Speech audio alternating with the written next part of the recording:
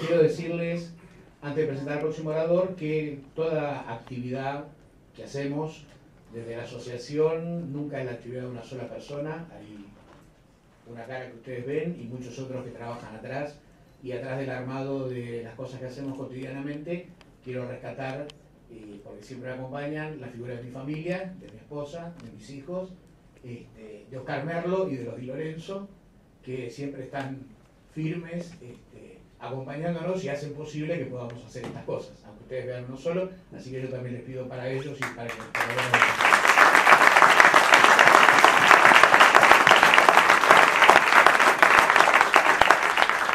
Bueno, para continuar, le voy a dar la palabra ahora a un queridísimo amigo, al pastor Guillermo Prein.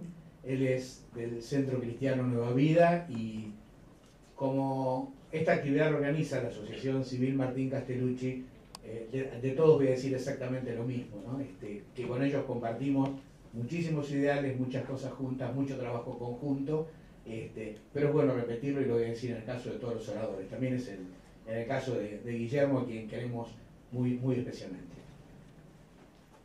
Buenas noches, que Dios los bendiga a todos. Escuchaba recién la clase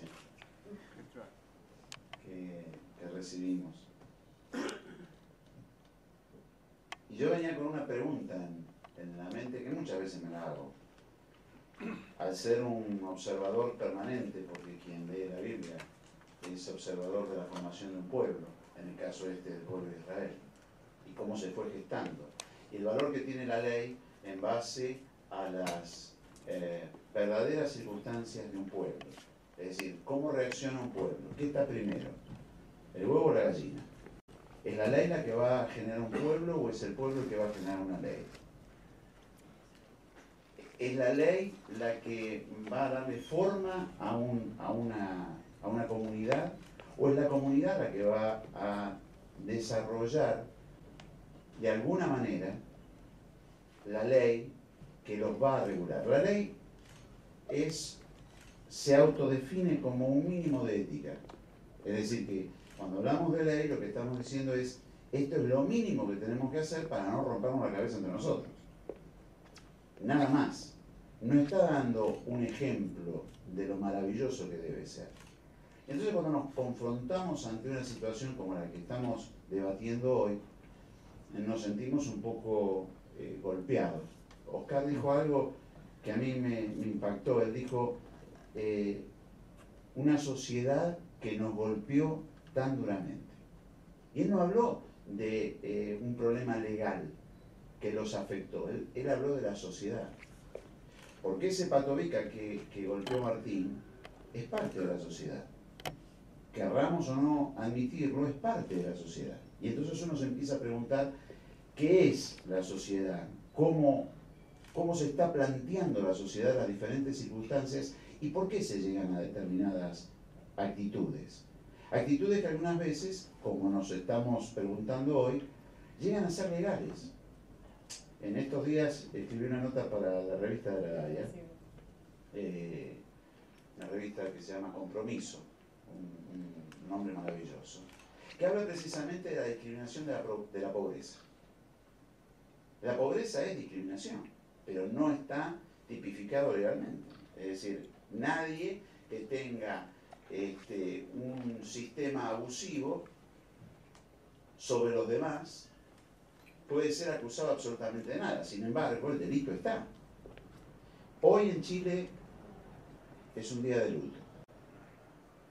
No fue decretado por el gobierno del presidente Piñera, sino que fue decretado por las asociaciones que están en este momento luchando por una educación gratuita e igualitaria para todos los chilenos. La razón del duelo del día de hoy es que el jueves pasado, un jovencito lleno de esperanzas, que tenía nada más que 16 años, llamado Manuel Gutiérrez, miembro de la Iglesia Metodista Pentecostal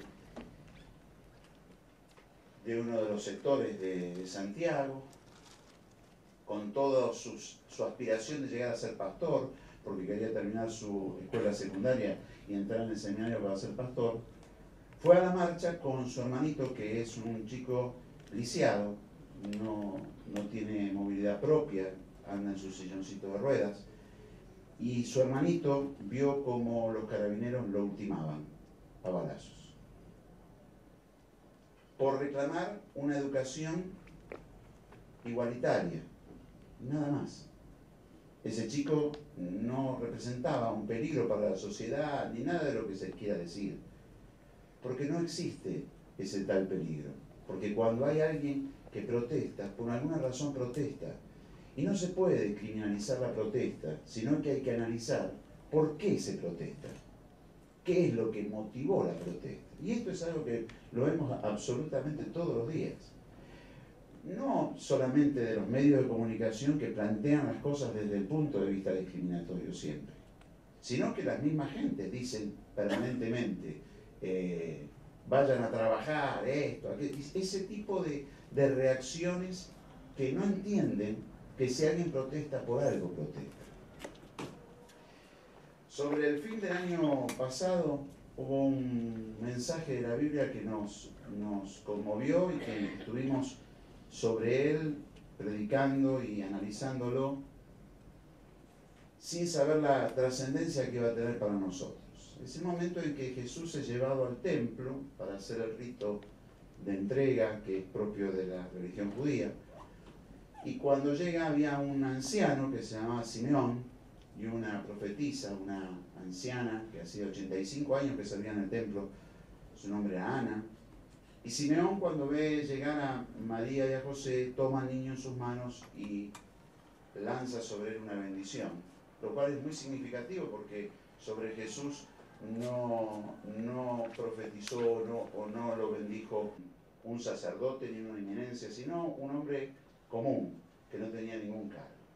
Pero lo que va a decir es tan fuerte. Él dice, la mira a María y le dice, y una espada traspasará tu alma para que sean conocidos los pensamientos de muchos corazones.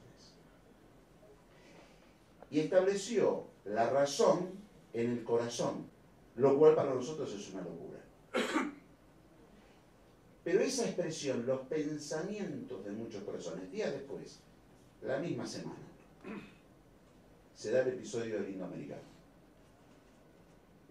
donde nosotros tuvimos altísima participación, porque algunos de los que están aquí presentes son los únicos que pudieron entrar dentro del himno americano, porque eran conocidos por los ocupantes, y otros tantos estuvimos afuera tratando de luchar para que se dejara ese pensamiento que todo aquel que tuviese un rostro colla había que matarlo.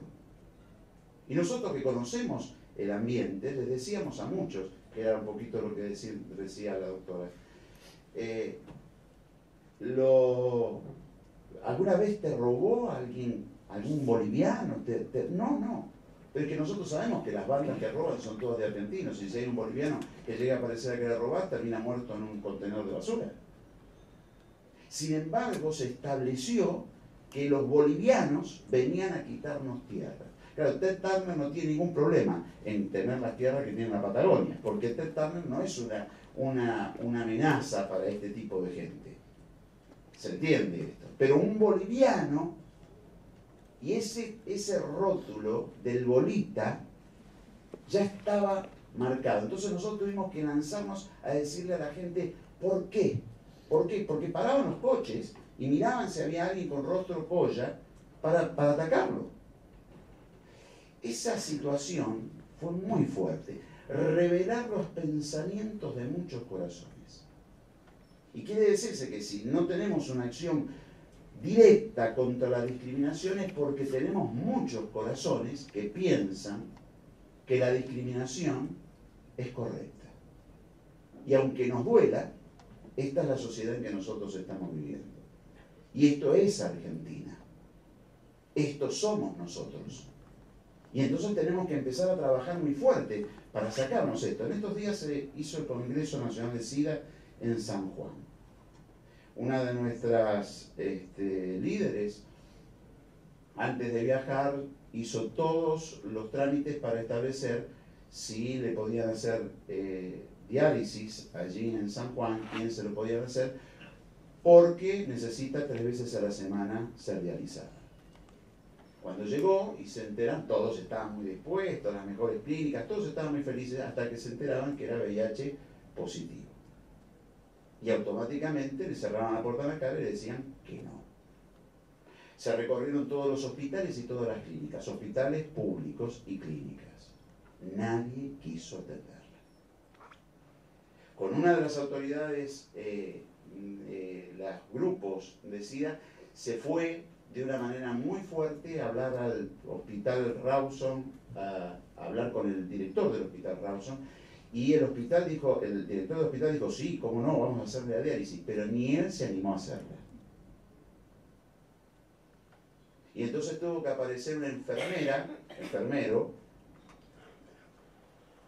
que es transexual y que era parte del Congreso, y ella se encargó de hacerle la diálisis, porque fue la única persona que estaba dispuesta a hacer una diálisis a una persona que tiene HIV. Esto pasó esta semana. Y siguen pasando, y podemos contar muchísimos casos como estos. Pero la reflexión fuerte tiene que venir hacia adentro. Para mí, Oscar y Ana son 2 ejemplos maravillosos. Lo digo cada vez que nos toca coincidir, y también muchas veces los he mentado en ausencia de ellos. Porque si ustedes se lo ponen a pensar, ellos perdieron lo más fuerte que se puede perder.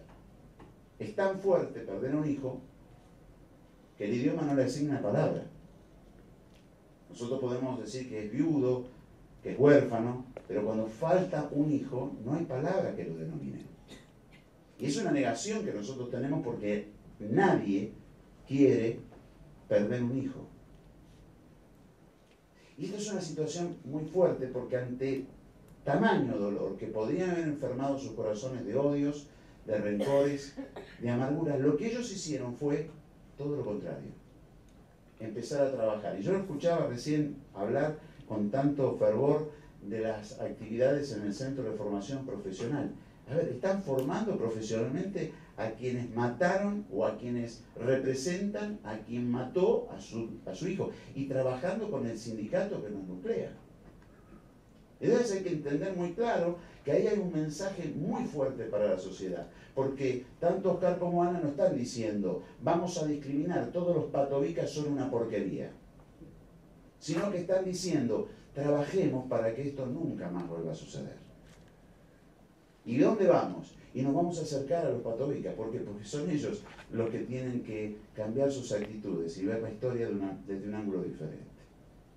Este es un ejemplo muy grande. Pero además de entender el problema, que algunas veces los problemas son inentendibles, no los podemos entender. Tenemos que actuar. Yo me acuerdo cuando fue el caso Bloomberg. Nosotros veníamos de bregar muy fuerte por otro chico evangélico, Ezequiel Di Monti, que la comisaría 34 había asesinado en el Riachuelo. Lo hicieron saltar y lo balearon desde arriba, y acompañamos a su familia. Y recuerdo los dichos del ingeniero cuando le hicieron la pregunta qué le parecía a él el caso de Ezequiel Di Monti junto con el de su hijo. Y él dijo, por favor, no vaya a comparar a mi hijo con ese otro muchacho. Claro, Ezequiel era negrito y murió en el Riachuelo.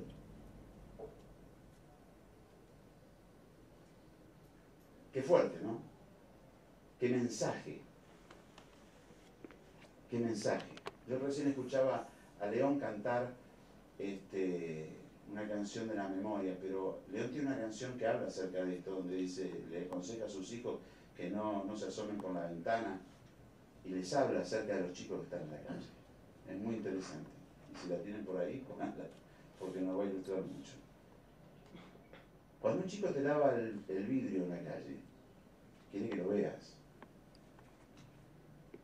Ese chico está diciendo, estoy acá. Y muchos quieren hacerlos desaparecer de cualquier forma. Acabamos de tener elecciones en la ciudad de Buenos Aires. Disculpe que voy a ser tan duro como le voy a decir. Pero acabamos de tener elecciones en la Ciudad de Buenos Aires.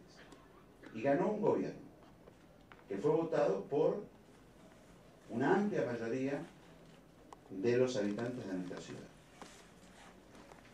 Ese gobierno instrumentó la UCEP. Nosotros que peleamos directamente contra la UCEP, porque uno de nuestros pastores vive a metros de la autopista y un día llegó muy tarde y vio cómo estaban golpeando gente ahí bajo la autopista y fuimos. Y como nosotros tenemos un programa que es Sopa de Letras que atiende a la gente que está en situación de calle, fue a ver qué pasaba y bueno, terminó casi peleándose con ellos. La UCEP todavía no se conocía, recién salía.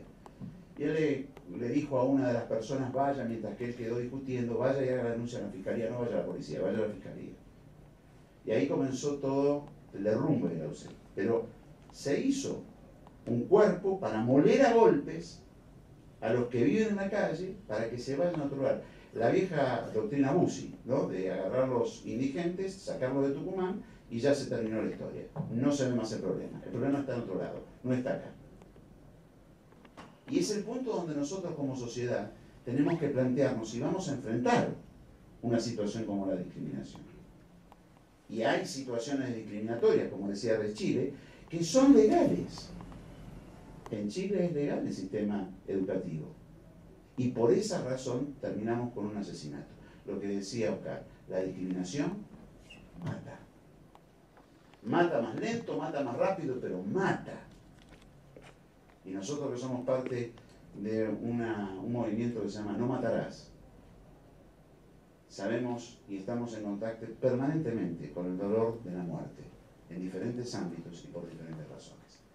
Creo que es el momento en que nosotros tenemos que reflexionar, porque la ley no va a solucionar los problemas de discriminación. Y nosotros tenemos que plantearnos muy fuerte que somos nosotros la solución. Pero para eso tenemos que estar activos y trabajando cada día. Muchas gracias.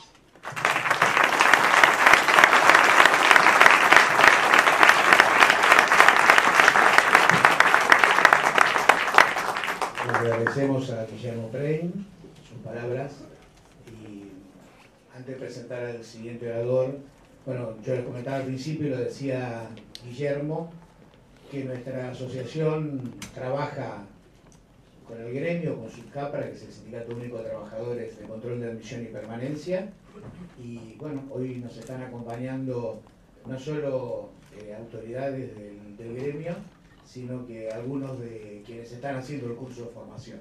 Para nosotros es un gusto grande.